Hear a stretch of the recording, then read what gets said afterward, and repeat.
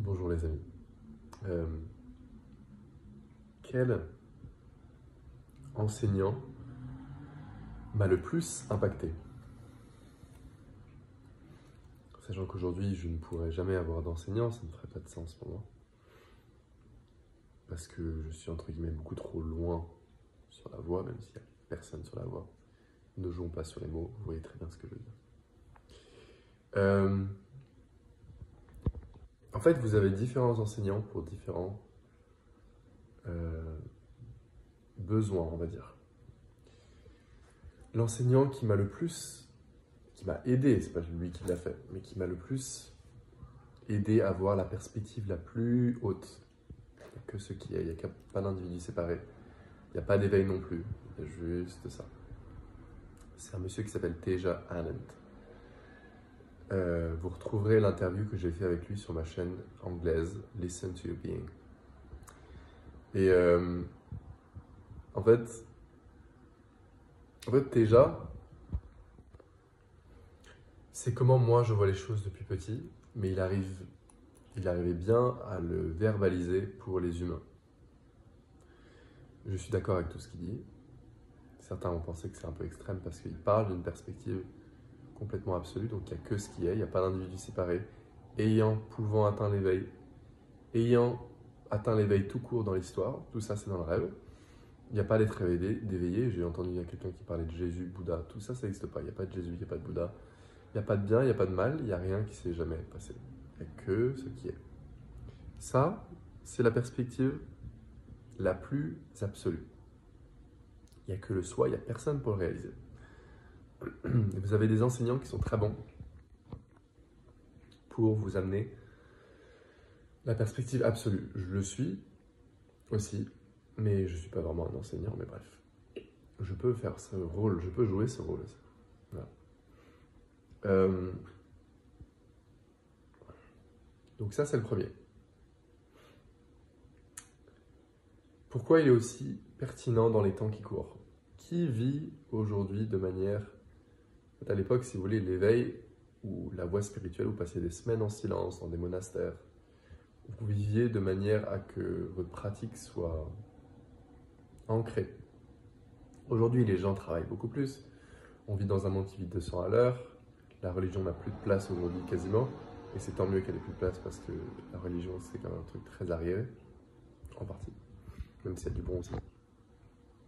Et donc, un enseignant comme ça permet de cut through the bullshit, comme on dit.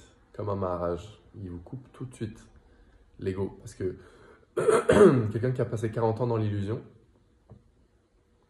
ça va être compliqué de lui dire change tes habitudes, fais 2-3 semaines de silence, purifie. Oui, moi, si vous m'amenez cette personne, je peux m'en occuper, lui dire, entre guillemets, quoi faire, voir ce qui bloque. Mais pour des gens qui ont passé beaucoup de temps dans le monde, il faut des enseignants qui savent cut through it. Donc ça, c'est le premier type d'enseignant, qui vous réveille à la perspective absolue, mais qui peut-être, sur d'autres aspects, sont moins complets. Par exemple, ne font pas de méditation. Mais vous pouvez très bien avoir un être éveillé, en apparence, d'accord, il n'y a pas d'être éveillé, qui médite pas. Parce qu'en fait, la façon dont vous êtes né, moi, la façon dont je suis né, même la méditation, pour moi, c'est de la dualité. Vous voyez, j'ai pas besoin de méditer. C'est un concept pour moi. J'ai pas besoin de voie spirituelle. Tout ça, c'est des concepts. Si je médite, c'est pour le fun, mais j'en ai pas besoin. J'en ai pas besoin. Je suis né comme ça. Tout le monde est né comme ça, mais je suis né sans même la pensée de la dualité ou de la non-dualité. Je suis né comme ça. Voilà. Comme un Teja, pareil. Les désavantages, si vous allez trop loin dans ça, c'est qu'effectivement, vous pouvez... Ah bah du coup, il n'y a plus de bien, il n'y a plus de mal. Je peux faire un peu des conneries. Et tu peux aller un peu dans un extrême, c'est vrai. Mais en général, ça n'arrive pas parce que s'il n'y a que ce qui est, c'est comme j'ai vu une question, ah mais du coup le bien et le mal. Mais en fait, si tu es tout ce qui est, tu es le bien et le mal, certes, mais tu transcendes les deux tellement qu'en fait, faire le mal serait complètement impensable. Voilà. Donc ça, c'est le premier type d'enseignant. La perspective absolue, mais qui pour la plupart des gens, waouh, je sais pas si la plupart des gens arriveraient à comprendre un monsieur comme Teja. Moi, je comprends parce que c'est comme ça que je vois les choses, mais c'est très très perché, quoi, on va dire. Ok, deuxième. Le deuxième meilleur, enfin pas deuxième meilleur en termes de classement, oulala, pardon. Le deuxième que j'ai eu, que j'ai adoré, avec qui j'ai eu les expériences spirituelles les plus profondes. Quand j'étais plus jeune, j'étais beaucoup plus spirituel. Je passais 10 jours, 15 jours en silence tous les 3-4 mois. Non, peut-être pas. Tous les 6 mois, je faisais des retraites de silence où je partais en silence. Et il y a un enseignant qui est très bien, qui s'appelle Adyashanti, qui est un maître zen avec plus de 40 ans d'expérience. Là, je vous parle d'un maître voilà, accompli. Non pas que Teja soit pas aussi, hein, mais c'est différent. Là, parce que Adya, il a vécu en tant que presque moine, avec toujours une pratique de méditation très intense, plusieurs heures par jour souvent, des retraites de silence où il a enseigné toute sa vie, 30 ans. Il n'enseigne plus aujourd'hui.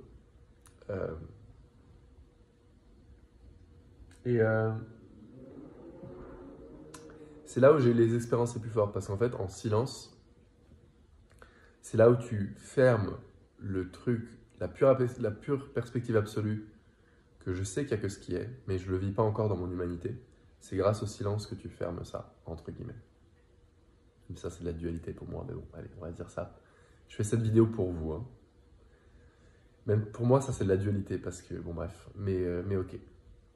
Donc le silence, j'ai vu une question sur ça, donc c'est pour ça. À quoi ça sert le silence? En soi, en rien, parce que vous êtes le silence, vous ne pouvez pas atteindre ça, mais bon. J'essaye de descendre un peu de mon perchoir pour vous. Voilà, donc le deuxième enseignant qui m'a le plus impacté dans ce sens-là, c'est sûrement Adyashanti, qui permet, qui en fait, avec ses merveilleuses retraites de silence. Mais là, c'est bien sûr, l'enseignant est extraordinaire, même niveau que déjà, hein, pareil, voire peut-être un peu plus encore, loin sur la voie. Mais en fait, c'est pas tant par sa présence directe, plus que par le silence. Parce qu'en fait, si vous faites 1 ou 2 semaines de silence, vous allez voir que, comment dire, vous allez vous réveiller. Obligatoirement, vous allez voir que tout ça, c'est un rêve, ça sera plus conceptuel. Le problème de ça, c'est merveilleux de faire du silence. Le problème de ça, c'est qui peut prendre 1 semaine de silence complet. Quand je vous dis silence, c'est pas d'ordi, pas de portable, méditation de 8h à 22h, c'est ce que je faisais tous les jours. 5 à 6 heures de méditation par jour. Mais c'est merveilleux si vous pouvez faire ça. Mais qui peut faire ça aujourd'hui? C'est pour ça qu'un Teja, qui vous amène à la perspective, ou moi, qui vous amène à la perspective absolue directe, ça va être très dur pour vous. Mais c'est peut-être potentiellement le mieux dans le monde dans lequel on est aujourd'hui. Est-ce que c'est le mieux de base? Non, je pense pas. Mais c'est le monde dans lequel on est. On est un monde presque athée. Voilà. Ok? Maintenant, dernier enseignant qui m'a aussi beaucoup aidé. Dans une phase de ma vie qui était pas facile. Enfin, pas facile. Si j'ai jamais eu de phase de ma vie vraiment difficile, ça serait pas vrai de dire ça. Mais peut-être la phase la plus shaky, un peu relation amoureuse un peu difficile, bref, qui m'a beaucoup aidé humainement, qui s'appelle Artem Boystov, qui est un russe. Vous savez, j'ai 2 Américains et un russe.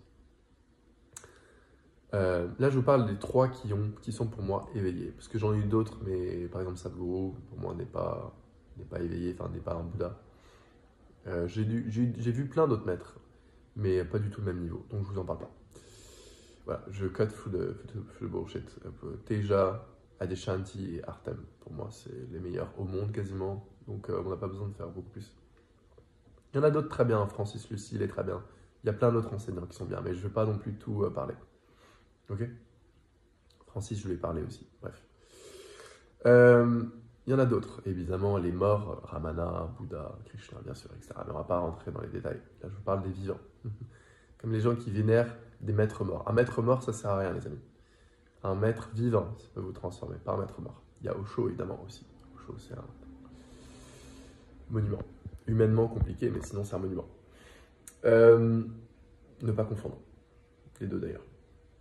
Et sinon, vous avez Jésus. Enfin, voilà, si on revient dans les... Il y en a plein. Donc, Artem, très bien. Artem, plus focalisé sur l'aspect humain, pour le coup. Plus la...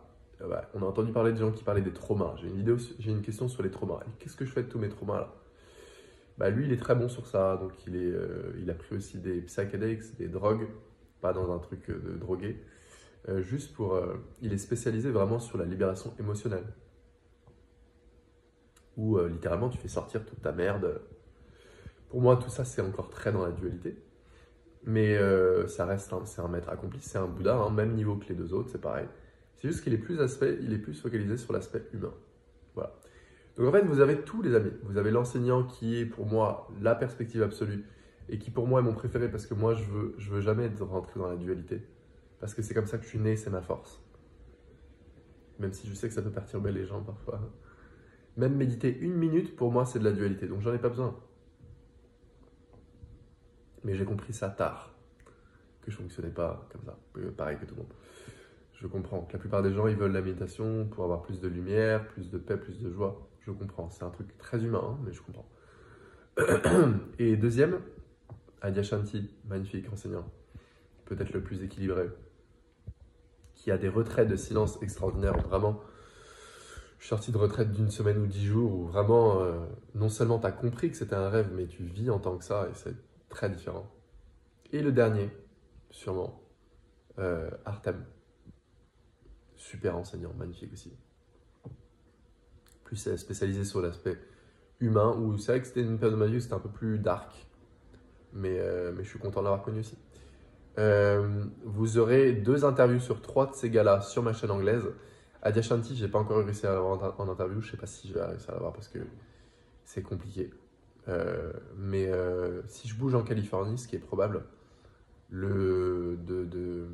The Point, ce serait d'aller l'interviewer chez lui. Lui ou sa femme, parce que sa femme est très bien aussi, c'est pareil. Voilà les amis, donc comme ça vous avez un peu de background sur les maîtres, pour moi, ceux qui sont quasiment les meilleurs du monde actuellement, sachant que j'en ai essayé des dizaines, des centaines, j'ai essayé Muji, plein, je les connais quasiment tous. J'ai créé une magnifique communauté qui s'appelle The Heart of Truth, où j'ai rassemblé tous les meilleurs maîtres du monde sur un même endroit. C'était une mission de mon dharma dans cette vie. Et vous pourrez trouver la description, le lien de ça dans ma description. À bientôt.